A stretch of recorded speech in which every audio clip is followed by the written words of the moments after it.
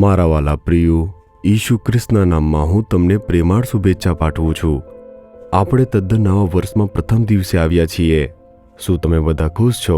ગયા વર્ષે ઈસુ સાથે આપણે ચાલતા આવ્યા. તેમણે આપણને માર્ગ પર દોર્યા છે. તેમણે દરરોજ આપણી સાથે વાત કરી, પ્રોત્સાહિત કર્યું અને આશીર્વાદ આપ્યા. અને આ નવા વર્ષમાં પણ તમારે ઈસુ સાથે ચાલવું છોડવું જોઈએ નહીં. દરરોજ ઈસુ સાથે ચાલવું જોઈએ, તેમનો અવાજ સાંભળવો જોઈએ. તમારે તેમની સાથે વાત કરવી જોઈએ અને પછી તમારું જીવન આશીર્વાદિત બનશે. સારું, આ નવા વર્ષમાં પ્રભુ પાસે મારા માટે કયું વચન છે અને તે જાણવા માટે તમે આતુરતાથી રાહ જોઈ રહ્યા છો, ખરું ને? નિર્ગમન તેના 20 અધ્યાયના 24માં વચનમાં જુઓ, હું તમારી પાસે આવીને તમને આશીષ આપીશ. પ્રભુ કહે છે, I will come to you and I will bless you. હું તમારી પાસે આવીને તમને આશીર્વાદ આપીશ. હું દૂર ઊભો રહીશ અને મને કહો તમને શું જોઈએ છે અને લઈ જાઓ. પ્રભુ આવી રીતે કદી કહેતા નથી. હું તમારી પાસે આવીશ. આપણે બાઇબલ વાંચીએ છીએ ત્યારે જોઈએ છીએ કે કેટલાક લોકો આવે છે અને ઈસુ પાસેથી આશીર્વાદ માંગે છે. તેઓ ઉપચાર માટે માંગે છે. તેઓ પ્રભુ પાસે તેમના છુટકારા માટે માંગે છે. માથી 8મો અધ્યાય આપણે વાંચીએ તો તેમાં લખ્યું છે કે સુબેદાર કહે છે કે તેમના નોકર તે ખૂબ જ બીમાર છે, કષ્ટમાં છે. ત્યારે ઈસુ ઉત્તર આપે છે કે I will come and heal him. હું ત્યાં આવીને તેને સાજો કરીશ, એમ તે કહે છે. પરંતુ સુબેદાર કહે છે, હું તેના માટે લાયક નથી પ્રભુ. તમે કેવળ કહો, મારો સેવક સાજો થઈ જશે. તેણે વિશ્વાસથી તે કહ્યું હતું. પરંતુ ઈસુએ શું કહ્યું? હું આવીશ, હું જાતે તારા ઘરમાં આવીશ, હું આવીને સાજો કરીશ. પ્રભુ આમ કહે છે. સભાસ્થાનના મુખ્ય યાઈરીસે આવીને કહ્યું, મારી પુત્રી બીમાર છે, તે મૃત્યુની અવસ્થામાં છે. ઈસુ, જો તમે આવો તો તે સાજી થઈ જશે.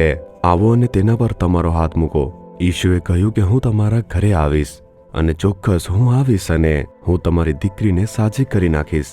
પરંતુ ઈસુ ત્યાં જાય છે તે પહેલા જ તેની પુત્રી મૃત્યુ પામે છે. તો પણ ઈસુ ત્યાં આવ્યા અને તેમની પુત્રીને મરણમાંથી તે ઉઠાડે છે. એક મહાન આશીર્વાદ. પ્રભુ કહે છે કે હું આવીને તમને આશીર્વાદ આપીશ. ઉપચારની જરૂર છે, છુટકારાની જરૂર છે. મૃત્યુના બંધનો બદલવા જોઈએ. છુટકારાના આનંદની જરૂર છે.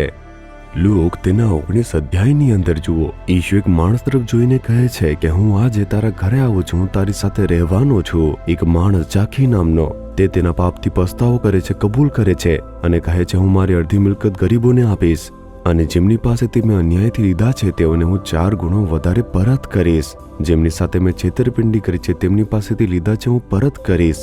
તેથી પરમેશ્વરનો જે મોક્ષ છે તે તમારા ઘરમાં આવ્યો છે. આમ પ્રભુએ કહ્યું હતું, છુટકારાનું વરદાન અને ક્ષમાનું વરદાન. તેથી જ્યારે ઈસુ માણસના જીવનમાં આવે છે, જ્યારે તે તેના ઘરમાં આવે છે અને પહેલા તેને તેના પાપની ક્ષમા મળે છે, આશીર્વાદ મળે છે. બીજું, તે બીમારીઓને મટાડે છે અને સંપૂર્ણ સ્વાસ્થ્ય આપે છે. ખરેખર આશીર્વાદ છે. ઈસુ મારા ઘરે આવી રીતે આવ્યા. ડોક્ટરોએ છોડી દીધા. તેના પછી હું મૃત્યુની પથારી પર હતો.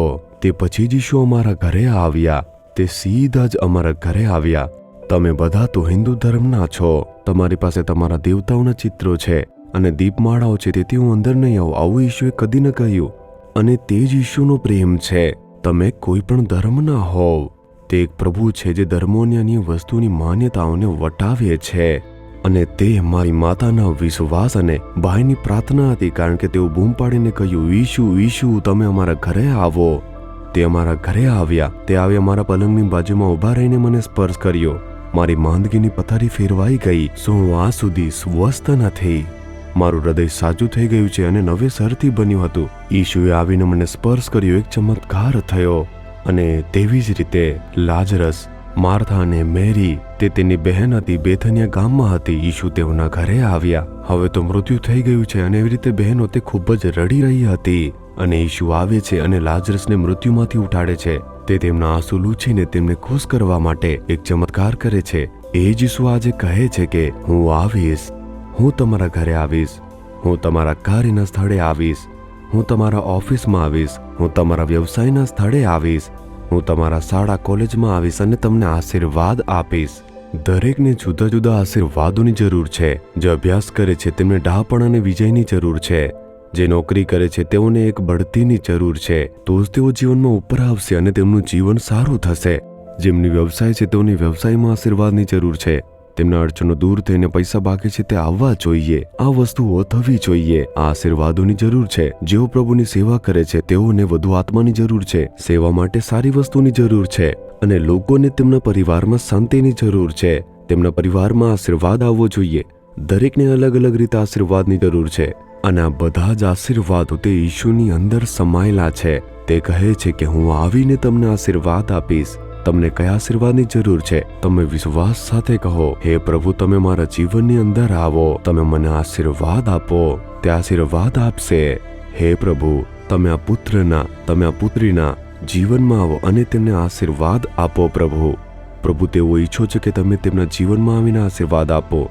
તેમના જીવનની અંદર, તેમના ઘરની અંદર તમે આવો અને તેમને તમે આશીર્વાદ આપો. તેમને શાંતિ અને છુટકારાનો આનંદ આપો. તેમની માંદગી દૂર કરો. તેમને સંપૂર્ણ આરોગ્ય આપો. તેમના બંધનોને તમે તોડી નાખો પ્રભુ, અને તેમને ભયમાંથી મુક્ત કરીને તેમને આશીર્વાદ આપો, જેથી તેમની જે ઉણપ છે તે પૂર્ણ થાય. તેમના આંસુ લૂછીને તેમને આશીર્વાદ આપો. તેમને આનંદ આપો. આ સમગ્ર વર્ષ દરમિયાન દરરોજ તેમના જીવનમાં તમે હસ્તક્ષેપ કરો અને તેમને આશીર્વાદ આપો. તેમને ખુશ કરો પ્રભુ. અમે ઈશુના નામમાં પ્રાર્થના કરીએ છીએ. Amen, amen.